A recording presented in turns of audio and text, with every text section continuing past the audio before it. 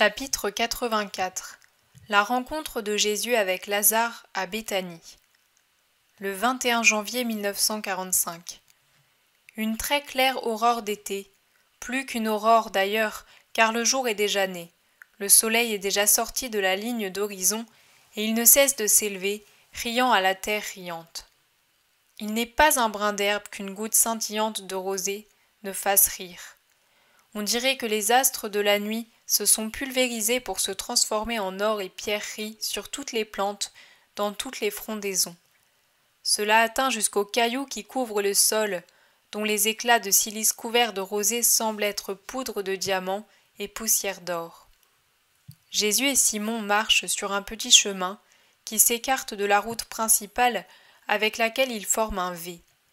Ils s'avancent vers de magnifiques vergers et des champs de lin de la taille d'un homme prêt à être coupé.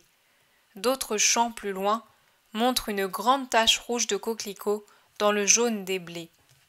« Nous sommes déjà dans les propriétés de mon ami. Tu vois, maître, que la distance ne dépassait pas les prescriptions de la loi. Je ne me serais jamais permis de te tromper.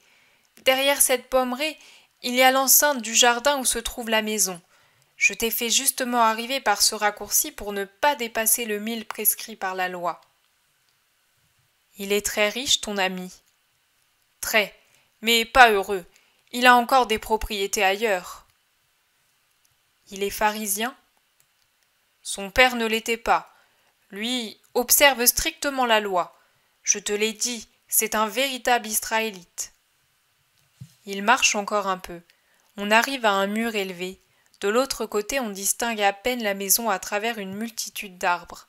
Le terrain est ici un peu surélevé, mais pas assez pour permettre au regard de découvrir le jardin, si vaste que nous le qualifierons plutôt de parc. Il tourne à l'angle du mur, qui continue à la même hauteur, laissant retomber de son sommet des branches toutes couvertes de roses et de jasmins parfumés, et splendides avec leurs corolles humides de rosée. Voici la lourde grille de fer ouvragée. Simon actionne le battant de bronze. « L'heure est bien matinale pour entrer, Simon, » objecte Jésus. « Oh, mon ami se lève avec le soleil, car il ne trouve d'agrément que dans son jardin et dans ses livres. La nuit est un tourment pour lui. Ne tarde pas, maître, à lui donner ta joie. » Un serviteur ouvre la grille. « Azéo, je te salue. Dis à ton maître que Simon le Zélote est arrivé avec son ami. » Le serviteur s'en va vivement après les avoir fait entrer en disant « Votre serviteur vous salue. Entrez, la maison de Lazare est ouverte aux amis. » Simon, qui est un habitué, tourne non pas vers le chemin principal, mais vers un sentier entouré d'une bordure de rosiers qui mène à une tonnelle de jasmin. En effet, c'est par là que depuis un instant s'avance Lazare, maigre et pâle, comme je l'ai toujours vu, avec des cheveux courts, peu épais et sans boucles, et une petite barbiche raide qui se limite au menton. Habillé de lin très blanc, il marche difficilement comme quelqu'un qui a mal aux jambes. À la vue de Simon, il le salue affectueusement, puis comme il le peut, court vers Jésus, se jette à genoux et se baisse jusqu'au sol pour embrasser la frange de son vêtement en disant « Je ne suis pas digne d'un tel honneur, mais puisque ta sainteté s'abaisse jusqu'à ma misère, viens, mon Seigneur, entre et sois le maître dans ma pauvre maison. Relève-toi, mon ami, et reçois ma paix. » Lazare se lève et baise les mains de Jésus. Il le regarde avec une vénération qui n'est pas exempte de curiosité. Il marche vers la maison. « Comme je t'ai attendu, maître.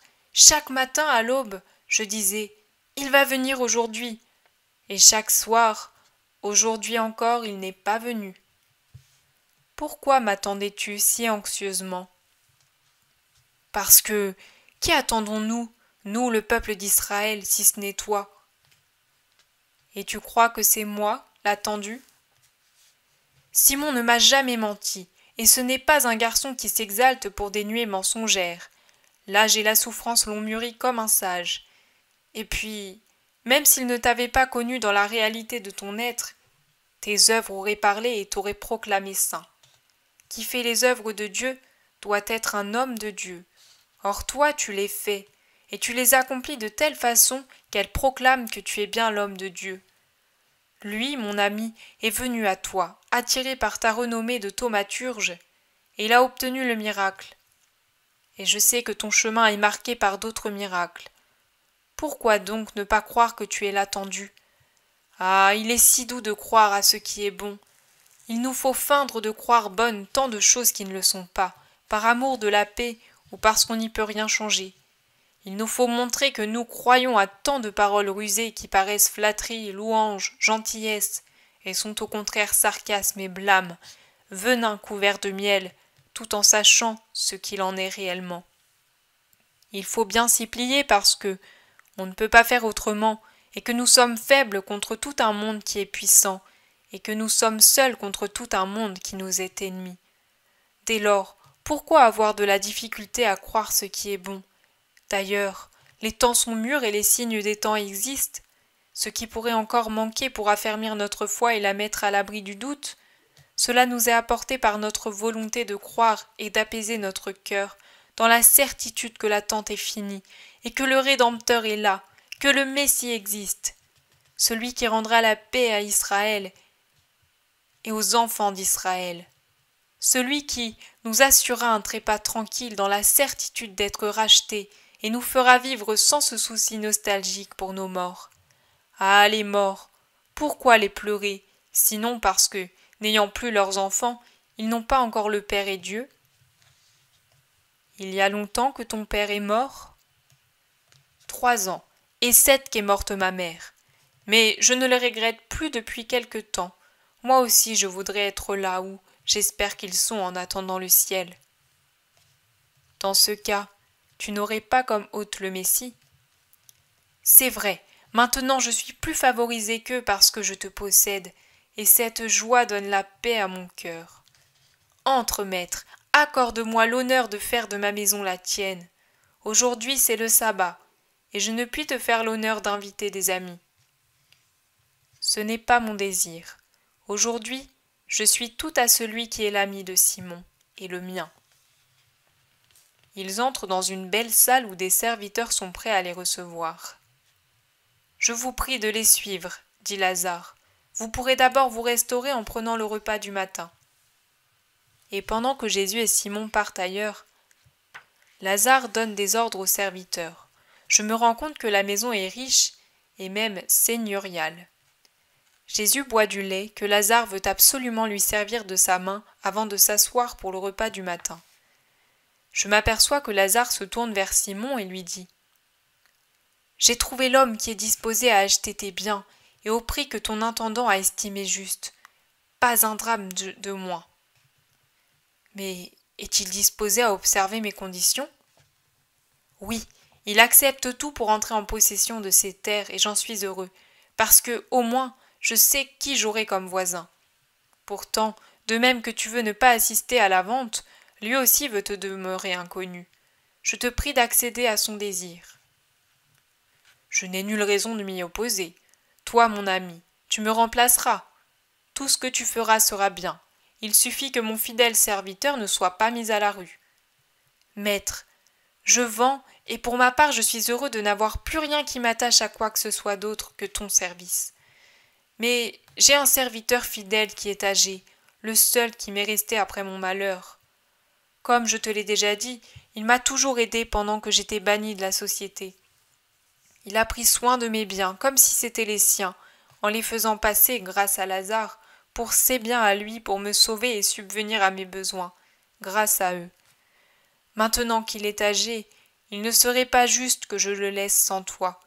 J'ai décidé qu'une petite maison à la limite de la propriété reste en sa possession et qu'une partie de la somme lui soit remise pour ses besoins à venir. Les vieillards, tu sais, sont comme du lierre. Quand ils ont toujours vécu dans un endroit, ils souffrent trop qu'on les en arrache. Lazare voulait le prendre chez lui parce que Lazare est bon, mais j'ai préféré agir ainsi. Mon vieux serviteur souffrira moins.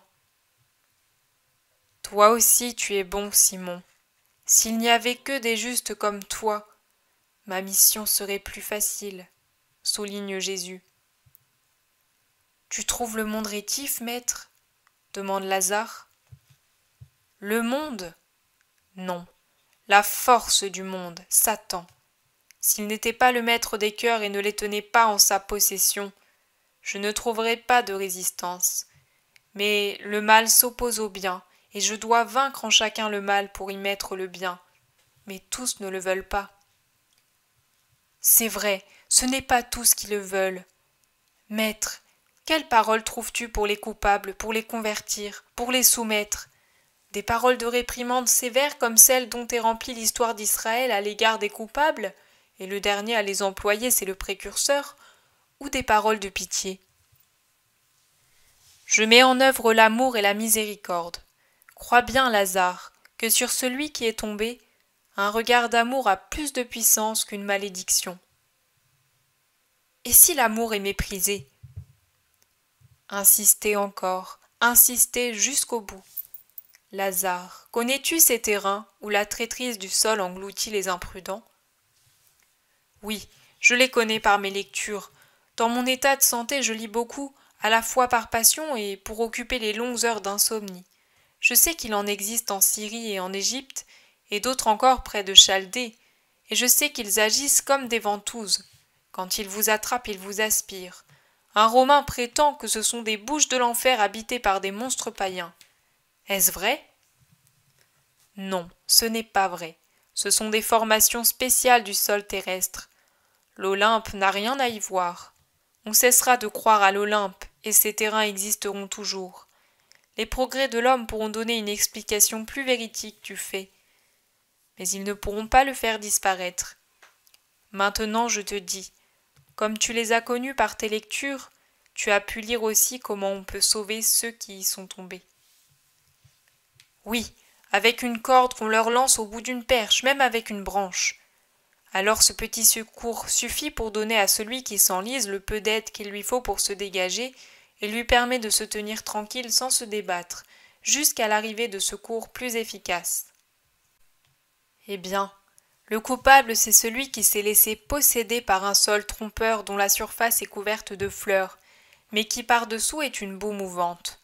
Crois-tu que si l'homme savait ce que c'est que de remettre un seul atome de soi au pouvoir de Satan, il le ferait? Mais il l'ignore, et après, soit il est paralysé par la stupeur et le venin du mal, soit il s'affole, et pour échapper au remords de sa perdition, il se débat, s'enlise dans une autre fange, met en mouvement de lourdes ondes mouvantes par ses mouvements inconsidérés, et celle-ci précipite sa perte. L'amour, c'est la corde, le filin, la branche dont tu parles. Il faut insister, insister, jusqu'à ce qu'il les saisisse. Une parole, un pardon, une plus grande indulgence pour sa faute, uniquement pour arrêter la descente et attendre le secours de Dieu. Lazare, connais-tu la puissance du pardon? Il amène Dieu à l'aide du sauveteur. Tu lis beaucoup? Beaucoup. Je ne sais pas si je fais bien, mais la maladie et d'autres choses m'ont privé de nombreuses satisfactions humaines, et maintenant je n'ai plus que la passion des fleurs et des livres, des arbres et aussi des chevaux. Je sais qu'on me critique, mais puis-je aller sur mes terres dans cet état? Et il découvre ses énormes jambes toutes bandées. À pied ou sur le dos d'une mule? Je dois utiliser un char qui plus est rapide. C'est pour cela que j'ai pris des chevaux et que j'y m'y suis attaché, je l'avoue. Mais si tu me dis que c'est mal, je les fais vendre. Non, Lazare, ce ne sont pas ces choses qui corrompent. Ce qui corrompt, c'est ce qui trouble l'âme et éloigne de Dieu.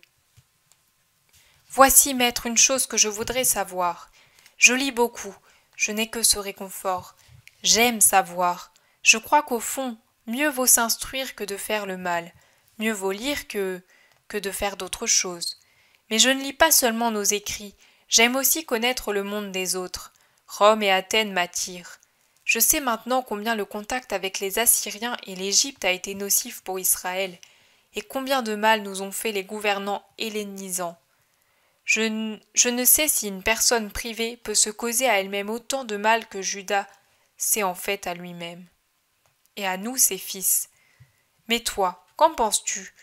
Je veux que tu m'enseignes, toi qui n'es pas un rabbi, mais le Verbe sage et divin.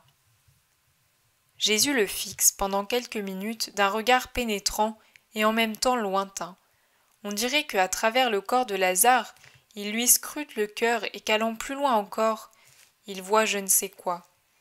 Il dit enfin « Tes lectures provoquent-elles en toi le moindre trouble? T'éloignent-elles de Dieu et de sa loi?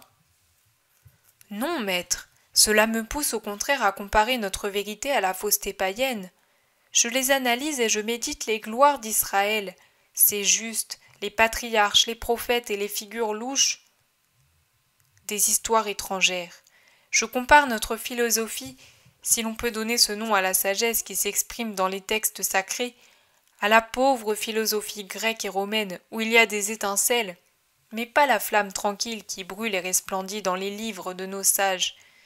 Et ensuite, avec encore plus de vénération, je m'incline en esprit pour adorer notre Dieu qui parle en Israël par l'intermédiaire des événements, des personnes et de nos écrits. Dans ce cas, continue à lire. Cela te servira à connaître le monde païen. Continue, tu peux continuer. Tu n'as pas le ferment du mal et de la gangrène spirituelle. Tu peux donc lire sans crainte. L'amour vrai que tu as pour ton Dieu rend stériles les germes profanes que la lecture pourrait introduire en toi. Tout acte de l'homme peut être bon ou mauvais selon la manière dont il l'accomplit. Aimer n'est pas péché si on aime saintement. Travailler n'est pas péché si on travaille quand il le faut. Gagner de l'argent n'est pas péché si on se contente d'un gain honnête. S'instruire n'est pas péché si par l'instruction on ne tue pas en soi l'idée de Dieu. En revanche, c'est un péché même de servir à l'autel si on le fait par intérêt personnel. En es-tu persuadé, Lazare? Oui, maître, j'avais posé ces questions à d'autres, mais ils ont achevé de me mépriser. Toi, tu m'apportes lumière et paix. Ah, si tout le monde t'écoutait! Viens, maître, au milieu des jasmins règne l'ombre et le silence. Il est doux de se reposer en attendant le soir dans la fraîcheur de leur ombre. Ils sortent et tout se termine là.